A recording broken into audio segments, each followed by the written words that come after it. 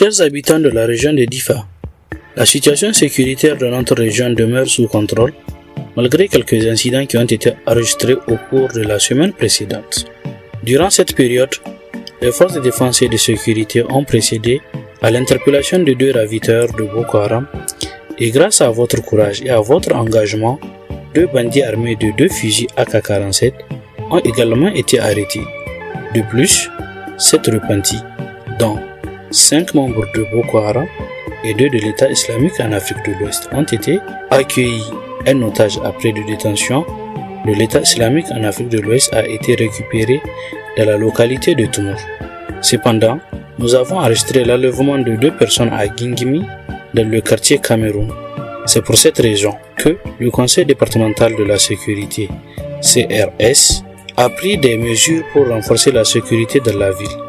Nous tenons à vous rappeler que, depuis un certain temps, une cellule de l'État islamique en Afrique de l'Ouest a été identifiée dans la forêt de Matari, au Nigeria, où les combattants de ce groupe peuvent mener des actions contre les forces de défense et de sécurité aux environs de Ménesoroa et Chetimari. Cette cellule sert également d'atelier de fabrication d'engins explosifs improvisés et de lieu de transit pour certains combattants ayant fui les affrontements contre Boko Haram dans le lac Tchad. Aussi, une opération spéciale de ratissage appelée Koukourisset, Courage en Kanouari, a été lancée du 26 au 30 avril 2023 pour éradiquer cette cellule. Le bilan est de 18 présumés terroristes interpellés, 3 bases et un atelier de fabrication d'engins explosifs improvisés de l'État islamique en Afrique de l'Ouest détruits et 3 fusils AK-47 récupérés. Dans la nuit du 27 au 28 avril, une forte détonation a été entendue à partir de la ville de Difa. Il s'agissait de l'explosion d'un engin explosif improvisé à la sortie de la ville de Difa en allant vers le pont d'Outi. Par la grâce de Dieu, cet engin explosif improvisé a explosé lors de sa pause avec les individus mal intentionnés venus le mettre en œuvre. 3 corps et 2 armes appartenant aux poseurs ont été retrouvés sur les lieux. Un ratissage de la zone a également permis de déceler un deuxième engin explosif improvisé qui a été détruit par les éléments du génie militaire. Nous souhaitons rappeler à tous les habitants de Difa de rester vigilants face à la menace terroriste qui continue de poser des engins explosifs improvisés dans la région. Si vous remarquez un changement de l'état naturel du terrain, une modification de la couleur du sol, terre creusée ou sol recouvert pour masquer les traces de creusage ou la présence de fils électriques dans ou sur le sol, veuillez le signaler immédiatement aux forces de défense et de sécurité. Du 24 au 25 avril 2023, le général de division Gu Shibishi, nouveau commandant de la force multinationale mixte, a effectué une visite de prise de contact et de travail au secteur 4 de la dite force à Difa, Niger. Il a été accueilli à son arrivée par le commandant du secteur 4, le colonel-major Mamansani Kiao, puis s'en est suivi au poste de commandement du secteur 4. Un briefing sur la situation sécuritaire actuelle. Pendant son séjour à Difa, le commandant de la force a visité le camp des partenaires américains où il a encouragé le partenariat stratégique dans la lutte contre le terrorisme et l'insurrection dans la région du bassin du lac Tchad.